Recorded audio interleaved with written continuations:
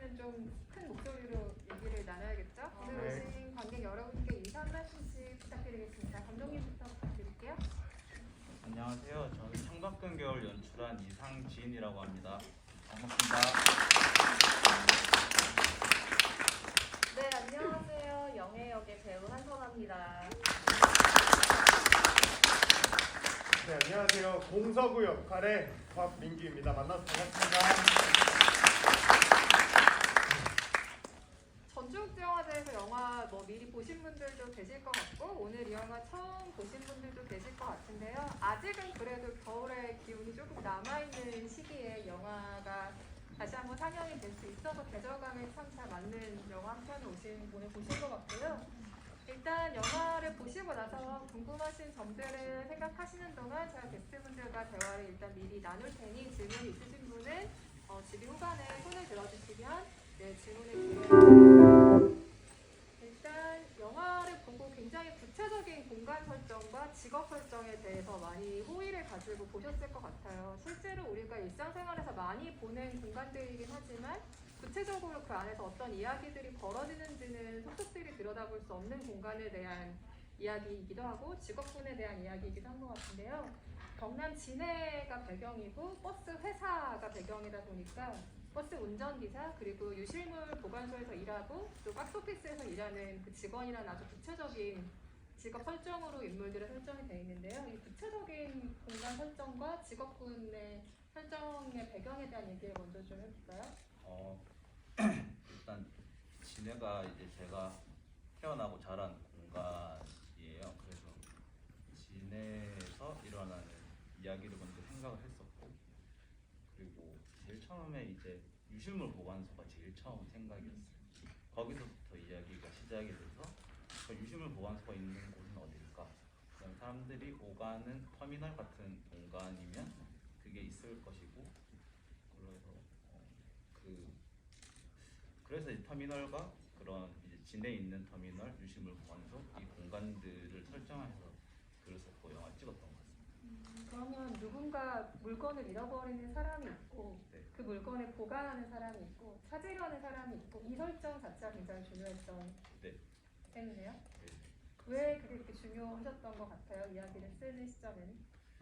이제 그때 당시에는 그 유실물 이제 보관소에 있는 그 유실물들은 사실 잃어버려서 있는 거잖아요, 사람들이. 근데 그게 사실 저는 영예랑 비슷한 생각이었는데 사실 버려진 게 아닐까? 사람들이 일부러 찾기 싫어서 잃어버린 척 이렇게 하는 게 아닐까? 근데 이제 그렇게 사람들이 오가는 이제 그곳에서 이제 그 생각을 했었던 것 같아요. 이야기와 조금 더 연결을 시켜보자면 아마 여기에 주인공들은 각자 다 좀 잃어버린 척하고 싶은 마음들이 있는 사람들이기 때문에 그 유실물 보관소라는 배경이 글을 쓰시면서 조금 더 은연중에 떠오른 배경이 아니었을까라고 생각하고요. 인물들이 가지고 있는 그 후회라든지 미련이라든지 무엇이라고 불러도 좋을 그 감정들에 대해서는 조금 구체적으로 후에 이야기를 나눠보도록 하고요. 영화에서 중요한 매개가 되는 게 mp3인데 여기에는 mp3를 사용해 보신 분도 계시고 도대체 저 물건이 무엇이냐라고 생각하실 분들도 아마 계실 테죠. 또 좀 mp3 자체도 그렇고 영화가 좀 트렌디한 무언가와는 감성이 조금 벗어나 있는 이야기이기도 하죠. 그러니까 좀 사라지는 것들에 대한 향수를 오히려 조금 더 집중하는 영화라고 해야 될까요? 이 정서가 배우들에게는 어떻게 다가갔을지 궁금해요. 굉장히 잘 맞는 정서라고 생각했을 수도 있고 조금은 어색한 정서라고 생각했을 수도 있을 것 같거든요. 그 배우분들은 어떠셨어요? 저 같은 경우에는 mp3 세대이거든요.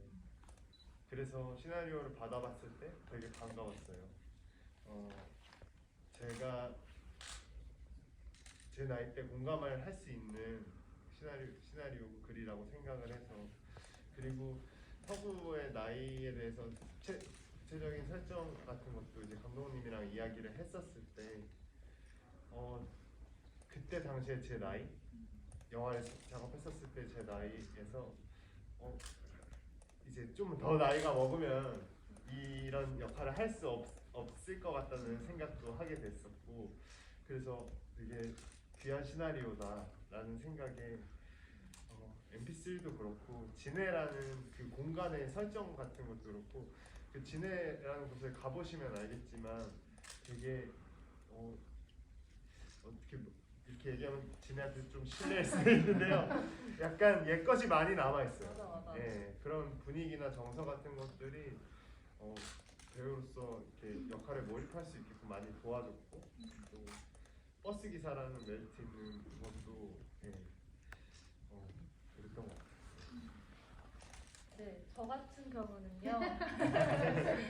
네, 저도 시나리오 처음 읽었을 때 그 정서가 굉장히 좋았어요. 잔잔한 정서가.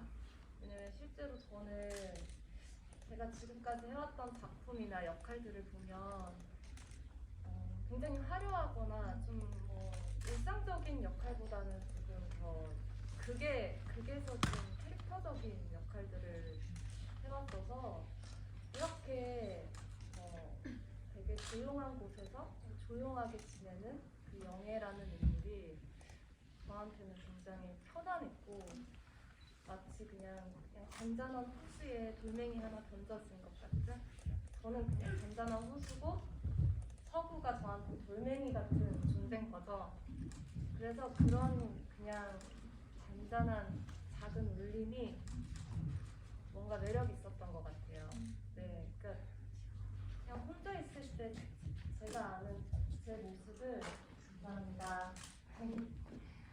혼자 있을 때 저를 제가 제 자신을 봤을 때 나한테도 영예 같은 구석이 있는데 이런 모습을 어떻게 좀 언제쯤 표현해낼 수 있을까 이런 생각을 해왔었는데 정말 큰 겨울이라는 작품 덕분에 좀 표현해낼 수 있겠다 싶어서 저도 임하게 됐던 것 같아요. 안 그래도 반가운 제안이었을 것 같다는 생각을 하면서 영화를 보고 있었는데 마이크가 있으니까 세상 좋네요. 너무 좋습니다. 그런 줄이야. 촬영 시기를 생각해보면 2019년이잖아요. 각자 배우들이 그 당시에 갖고 있던 어떤 고민이나 혹은 뭐 두려움이나 앞으로 내가 어떤 작품을 해나가야 할까라는 생각들을 할 때 어떤 작품을 만나느냐에 따라 이 작품에 대한 마음이 굉장히 달라지기도 하는 것 같거든요. 두 배우분들은 이 작품을 만났던 시기를 생각해보면 어떤 것들을 좀 갈망하고 있었고 혹은 어떤 작품이 내게 오기를 좀 기대하고 있었고 혹은 배우로서 본인이 가장 가지고 있던 좀 두려움이랄지 앞으로 어떤 작품을 만나야 할까라는 고민이랄지 어떻게 이 작품이랑 연결이 좀 된 것 같으세요? 좀 궁금하네요. 실은 지금도 진짜 한결 좋은데요. 실은 지금도 그렇고 그때도 그렇고 제가 배우로서 가지고 있는 특징상 서구 같은 류의 군고구마 나온 역할을 좀 많이 했었거든요. 근데 그 캐릭터에 대한 고민을 계속 하게 되는 것 같아요. 그러니까 비슷한 모습을 계속 보여주면 관객들이 약간 지루해하시면 어떡하지? 근데 창밖은 겨울은 제가 찍었던 영화들 중에서도 되게 유난히 애착이 많이 가는 영화예요. 그런 이유들 그 이유는 아무래도 조론이라는 소재랑 이 약간 영화의 무드나 이 톤 자체도 레트로한 느낌이 있는데 그 안에 되게 요즘에 생각하게 만드는 것들을 잘 스며들게 만들어서 저는 되게 새로운 것이 나왔다고 생각을 하거든요. 톤 자체는 레트로한 느낌이지만 그런 면에서 영애라는 캐릭터도 너무 매력적으로 느꼈었던 것 같아요. 저는 실은 감독님한테 작업 전에도 많이 얘기를 했지만 영애라는 캐릭터가 너무 매력적으로 나왔으면 좋겠고 이미 쓰여져 있고 또 한수아 배우 같아서 너무 좋다. 네, 그래서 영화를 보고 나서도 그런 것들이 물씬 다 잘 살아나서 굉장히 매력적인 레트로 현대 믹싱 재밌는 영화라고 생각했어요.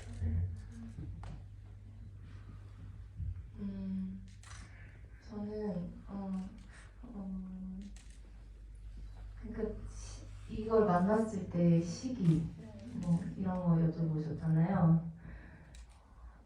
저는 작품 물론 배우가 작품을 선택할 수도 있고 그럴 수 있지만 저는 선택받기도 하는 게 먼저인 것 같기도 하고 그리고 전 작품이랑 저랑도 인연이라고 생각을 해요.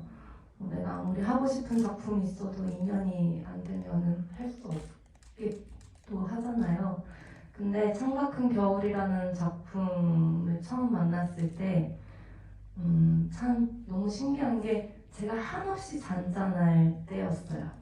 우리가 1년 365일을 지내면서 뭐 굉장히 텐션이 좋을 어느 시기도 있지만 또 배우다 보니까 공백기 이런 걸 거쳐서 굉장히 우울하기도 하고 잔잔하기도 하고 내가 어느 길을 가야 할지에 대한 어떤 고민이 진짜 많을 때가 있거든요. 근데 그렇게 한없이 잔잔할 때 이 작품을 보게 됐었어요.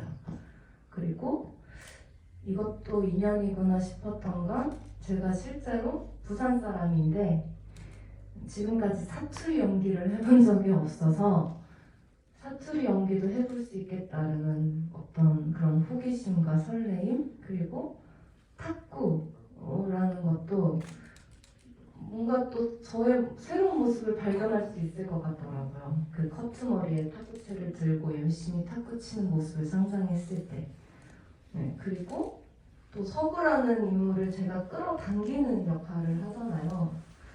참 그것도 실제 나와도 비슷한 모습. 이거 뭐 약간 제 칭찬하는 것 같은데 그런 시기에 만나게 되었던 것 같습니다. 네. 영화를 보면서 그런 느낌을 받았던 것 같아요. 배우훈 감독이 굉장히 자기에게 필요한 시기에 필요한 이야기를 만나서 그게 딱 달라붙는 것 같은 느낌을 유독 주는 작품들이 있어요. 그런데 창가 큰 겨울을 보면서 저도 모르게 그런 작품이 아니었을까 지레짐작을 좀 하게 된 것 같고 그만큼 이야기와 연기와 많은 것들이 굉장히 편안하게 좀 스며있는 영화라는 생각이 들었어요. 그래서 어쩌면 아주 적절한 타이밍에 모두가 만난 영화겠구나 라는 생각을 했는데 한편으로 또 이런 생각도 하게 됐어요. 여기서 후회냐 미련이냐에 대한 이야기를 하잖아요. 그래서 어쩌면 이 영화는 감독 자신이 자기가 영화에 대해 가지고 있는 마음이 후회일지 미련일지 무엇일지 알아보기 위해 만든 영화 같다 라는 생각이 들기도 했어요. 감독님 생각이 좀 궁금해요.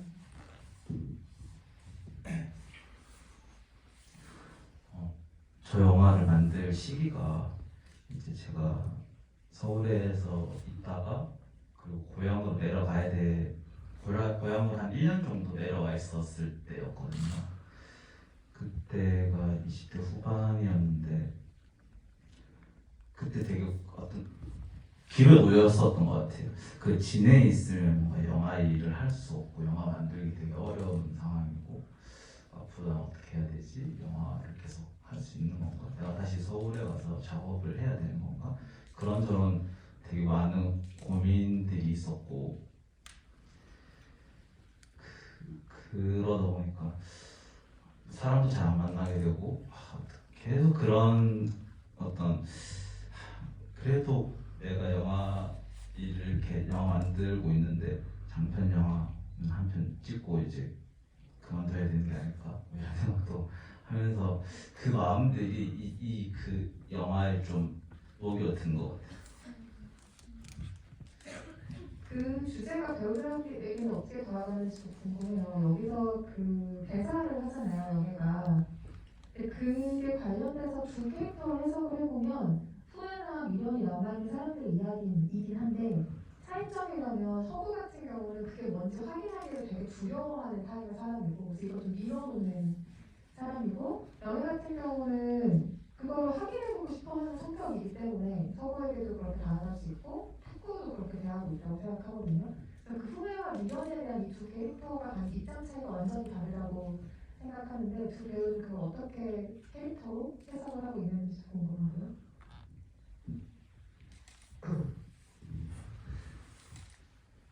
그렇죠. 네. 제가 영화를 보면서도 답답하다고 느껴졌거든요. 서구의 마음이. 근데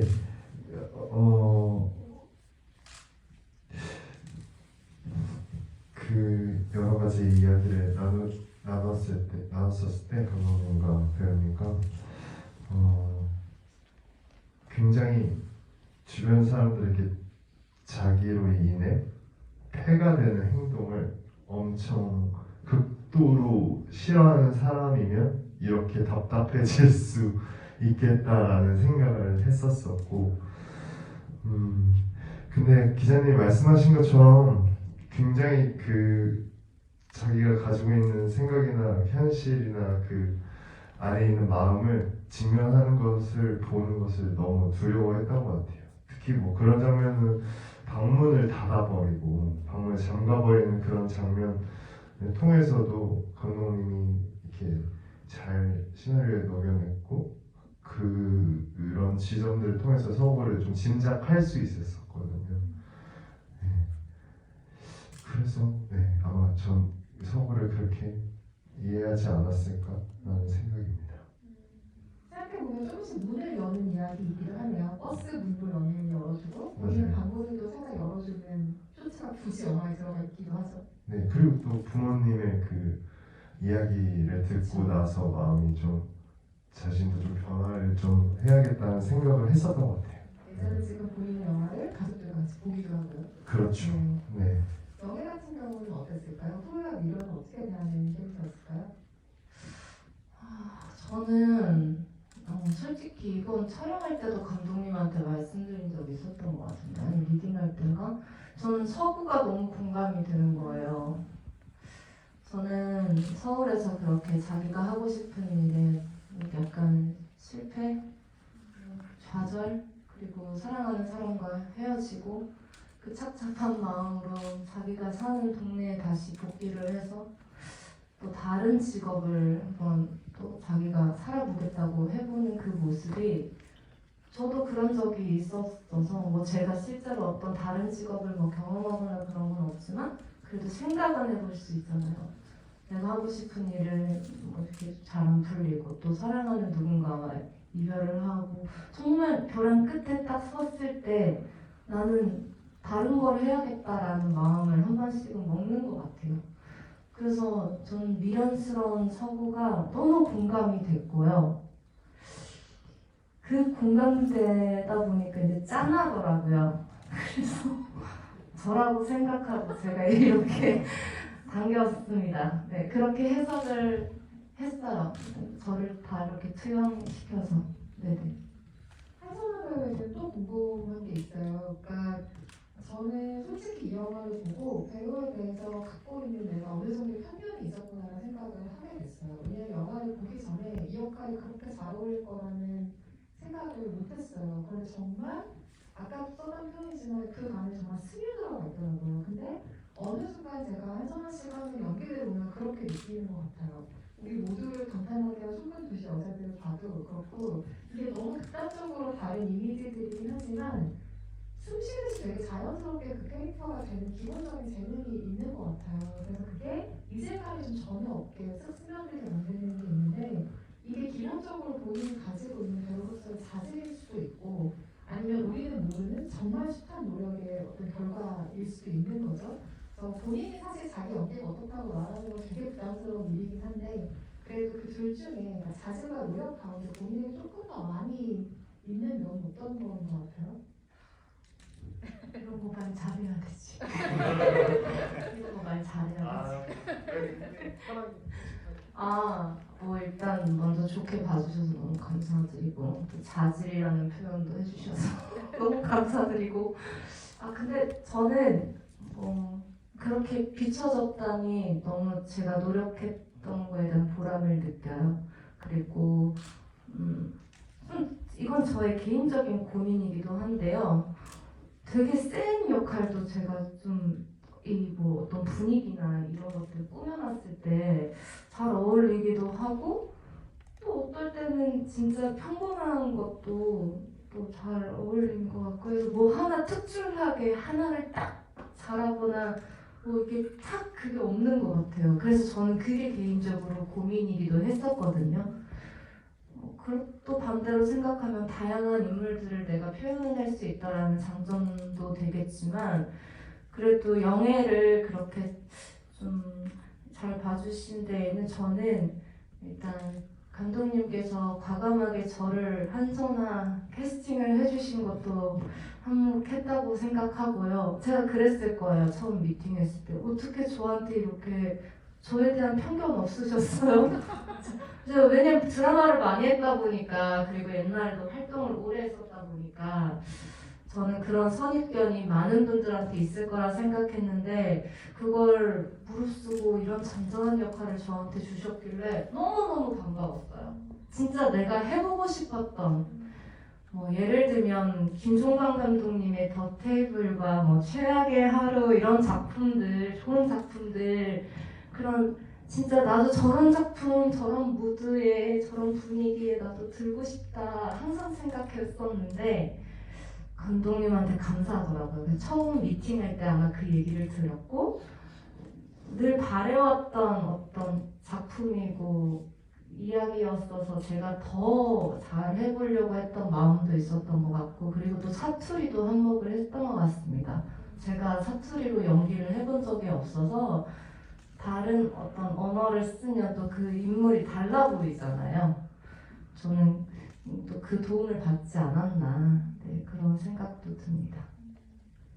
배우한테 가장 어려운 질문이 가만히 있으라는 걸 거예요. 아마 뭔가 일상적인 공기를 담기 위해서 사실 우리는 가만히 있을 때가 많잖아요. 우리 지금 다 가만히 있잖아요. 근데 카메라 앞에서 연기할 때는 이게 누군가의 시선을 한번 통과해서 보는 거라는 생각을 하게 되면 의식적으로 뭔가를 좀 하게 되죠. 그래서 그 여백을 보여주는 거, 가만히 있는 어떤 일상적인 얼굴을 보여주는 게 배우들한테는 어쩌면 더 많이 어려운 일일 텐데 이 영화는 그런 부분들을 확인할 수 있는 굉장히 기쁜 결과물을 드리기도 하죠. 그래서 어떤 면에서는 좀 90년대 후반, 2000년대 초반 한국 영화들이 생각나기도 하는 것 같아요.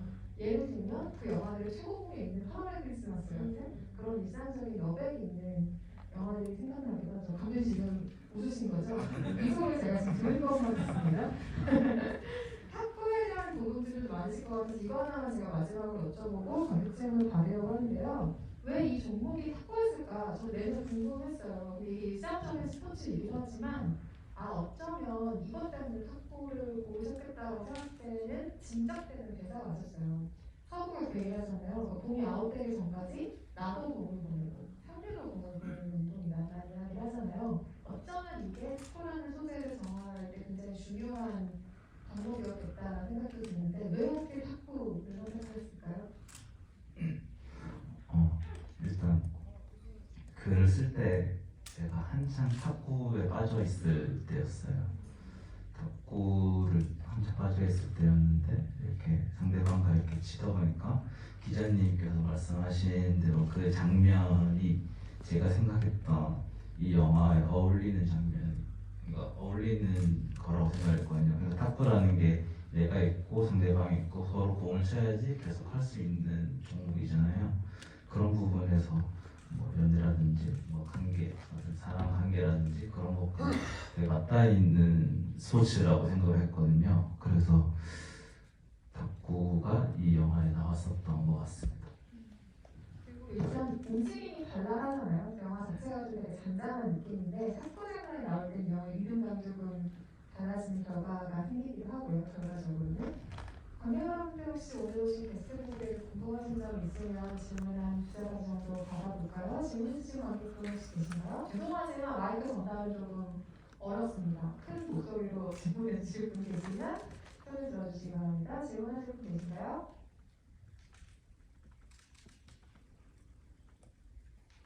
네, 저기 질문이군요. 제목이 창밖은 겨울인데 제목이 나타내는 특별한 의미가 있을까요?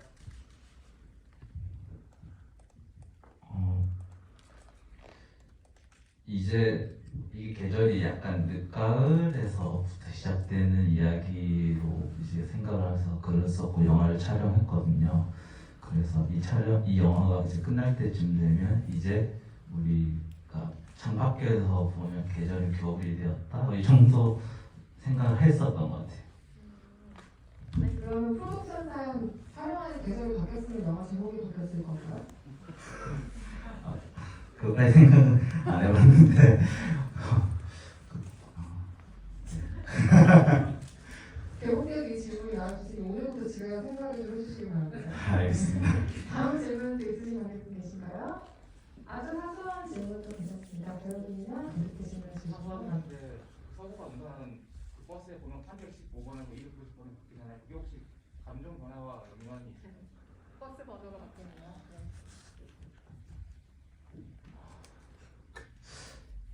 생각을 안 해본 부분이라 그게 근데 이제 네 너무 잘 캐치하신 것 같아요. 이제 서구가 처음에는 이렇게 그걸 타고 다니다가 35번인가요? 하여튼 그걸 타고 다니다가 얘가 이제 MP3를 고치려고 할 때 버스를 바꾸거든요. 그게 그냥 저는 이제 시간을 바꾸면서 운행 시간을 그러면서 버스 번호가 바뀌었다 이 정도만 생각을 했었던 것 같습니다. 오늘 저희가 감독님을 트레이닝을 시키면요. 배우가 이렇게 하셔야겠다 이런 질문을 받을 수 있다? 아까 탁구 얘기를 할 때 사실 배우들에게 그 탁구 연습에 대한 이야기도 물어보고 싶었는데 깜빡 그걸 놓치고 가서 지금 그 얘기 잠깐 하고 가볼까요? 탁구 연습도 두 분 실제로 많이 하셨죠? 그죠. 그 프로덕션 기간 때, 프리프로덕션 기간 때 제작팀에서 저한테 탁구 레슨을 시켜주셨어요. 그래서 근데 이 탁구라는 스포츠도 그 단기간에 실력이 확 향상하기는 어려운 스포츠다 라는 제 핑계를 하기도 하지만 그래도 단기간에 그 좀 폼이나 이렇게 교정을 딱 받으면은 그 확실히 실력이 좀 늘기도 하더라고요. 네. 그래서 선호 배우 레슨하는 그 연습실에서도 같이 연습을 하면서 근데 그때 좀 저희가 프로덕션을 잘했다고 생각하는 게 그때 좀 유대감이 좀 생겼던 것 같아요. 예, 예. 아 확실히 진짜 뭐 처음 만나가지고 같이 호흡 맞추는 것도 어렵잖아요. 근데 그 탁구라는 걸 같이 하면서 좀 그게 굉장히 서로에게 더 자연스러워진 것 같았어요. 네. 그래서 너무 좋았던 작업이었던 것 같습니다. 아 진짜 그 도움을 주긴 했겠어요. 같이 뭔가 운동 연습하고 그랬던 게. 그 전주영화제 때 제가 이 영화를 처음 봤었죠. 그때 보고서 제가 다른 영화 때문에 관객들을 사석에서 다른 자리에서 만나가지고 이 영화 좋다고 잘 봤다고 그 얘기를 했는데 그때 민기 씨가 그 얘기를 하는 거예요. 성원 씨가 너무 잘했다고. 그러면서 현장에 올 때마다 분위기가 달랐다고 이런 얘기 하더라고요. 그래서 아 이게 근데 아무리 같이 좋게 작업을 했더라도 사실은 사석에서 상대방 칭찬을 그렇게까지 하진 않거든요. 그래서 아, 이 팀의 분위기가 진짜 좋았었구나라는 거를 그때 잠깐 짐작을 했었는데 아, 생활 형님 같이 운동도 하고 이런 시간들 때문에 조금 더 유대감도 생기고 그랬었던 것 같네요. 네. 혹시 첨언하실 이야기가 있다면? 네, 맞아요. 진짜 네. 너무 좋았던 파트너. 네. 현장에서 되게 그리고 가끔 현장이 좀 원활하게 굴러가지 않을 때도 선호 배우가 그걸 원활하게 굴러가게 해줘요. 저는 그게 진짜 아까 말씀하셨던 최고의 자질이라고 생각합니다. 저는 저기 장례장에 있어요. PD가 되고 싶어요. 제가 지금 그 PD 역할이라고 말하려고 했었어요. 원활하게 굴러가게 하는 게 PD 역할이다. 네, 그래서 오빠가 그때 선아 너는 PD를 해도 진짜 잘할 것 같다고. 그렇죠. 프로듀서 현장에 말하자면 살림살이를 책임지는 역할이기 때문에 그 살림이 잘 굴러가게 진짜 만드는 역할인데 아 그게 실제로 새로운 장면이 그게 프로듀서더라고요. 아 근데 그래도 저희 PD님이 잘 해주셨죠. 모든 스태프분들이 그렇죠. 해주시고 아무래도 이제 잘하셨겠다. 그냥 가끔 뭐 이렇게 아무도 말 못하는 거 한 번씩 이렇게 던져주고 이런 거 그냥. 그런 사람 한 명 있으면 같이 하는 배우는 진짜 고맙거든요, 그죠? 알아주시니까. 그래요. 근데 그러고 나면 또 혼자 마음 약해가지고 내가 왜 그랬을까. 아무튼 즐거웠었습니다. 네. 네, 원활하게 잘 굴러가도록 현장을 펴주셨고 마지막 질문 있으시면 하나 받아볼까요? 마지막에 질문 있으신 관객분 계신가요? 네. 민규 배우님 직접 버스 운전하시는데 영화 때문에 혹시 뭐 면허를 따로 취득하신 건지 궁금하고요. 그리고 선아 배우님하고 민규 배우님 뭐 두 분 다 워낙 연기 잘하시지만 평상시 모습은 연기의 그 색깔이 좀 많이 다른데 두 분이서 작업하시면서 서로 뭐 시너지 효과 받은 거나 영향 받으십니까? 그 버스 면허도 제작팀에서 저 레슨을 시켜주셨어요. 그래서 거의 국내에서 일종 대형 면허 가지고 있는 배우는 제가 몇 없을 거예요. 근데 여기 계시는 뭐 관계자분들 필요하시다면 언제든지 연락 주시고 네, 그래서 버스 배우는 것도 되게 재밌었어요. 버스 기사로 나오는 역할을 할 수 있는 게 평생에서 없을 수도 있잖아요. 근데 그런 것도 엄청 매력 있었고, 선아 배우랑 호흡을 맞추는 면에서도 그 전에 이제 아까 탁구 쳤을 때나 뭐 이런 프리프로덕션 때 좀 솔직한 얘기들을 좀 많이 나누고 그랬던 점이 많이 도움이 됐던 것 같고, 서구라는 캐릭터에 대해서는 감독님과 좀 이야기를 많이 나눴었던 것 같아요. 그리고 감독님께서 많이 이렇게 같이 어떻게 그려야 될지에 대해서 같이 고민을 많이 나눴어서, 네. 그 영애랑 나오는 장면도 매력 뭐 전체적으로 너무 좋지만 저는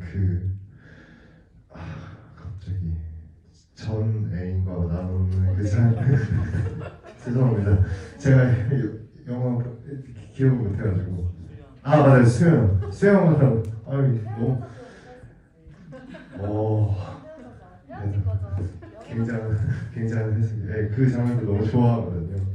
그 장면 찍을 때도 감독님이랑 이야기 많이 나눴었고, 네, 그랬습니다.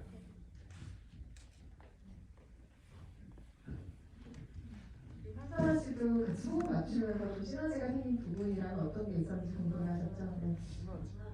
저는 오빠한테 정말 도움을 많이 받았어요. 굉장히 오빠의 목소리가 그 사람을 대신한다라는 그런 말이 있잖아요.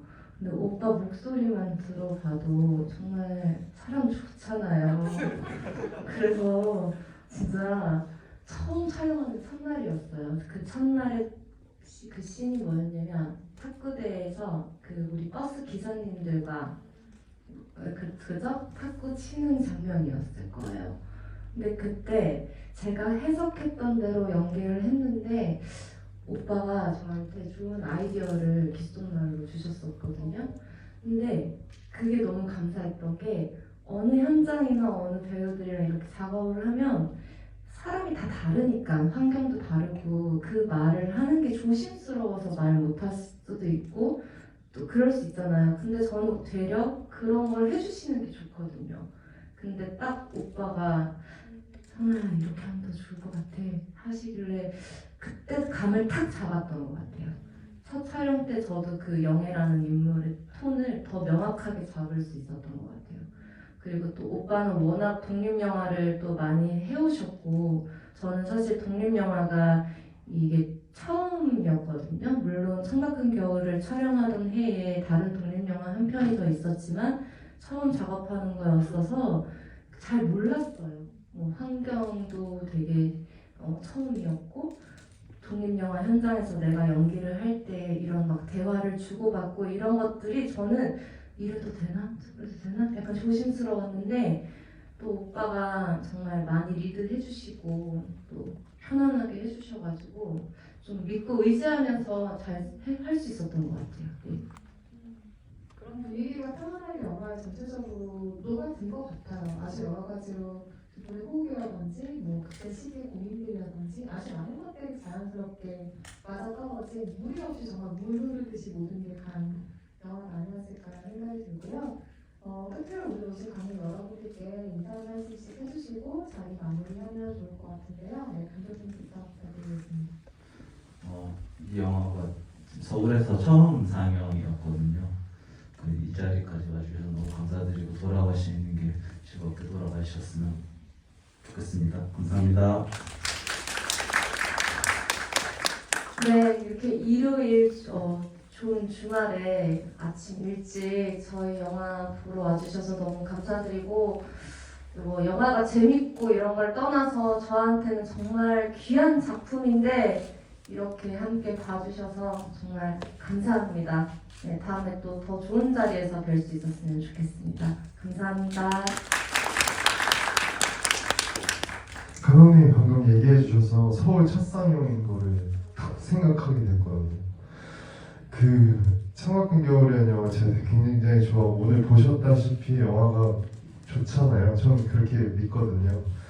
그래서 마리크레르 영화제에서 이렇게 서울 첫 상영을 이렇게 기회를 만들어 주셔서 너무너무 감사드리고, 우리 영화가 전국적으로 개봉을 할 수 있도록 입소문과 많은 애정과 관심 부탁드리겠습니다. 네, 오늘 일요일 아침 시간 내주셔서 너무너무 감사드리고요. 조심히 들어가시길 바랄게요. 네, 감사합니다. 마리크레르 영화제에서 좋은 시간 보내시고요. 성악극적으로 아마 올해 하반기쯤에 개봉이 예정이 될 것 같죠. 그래서 개봉을 하게 되면 또 그때도 영화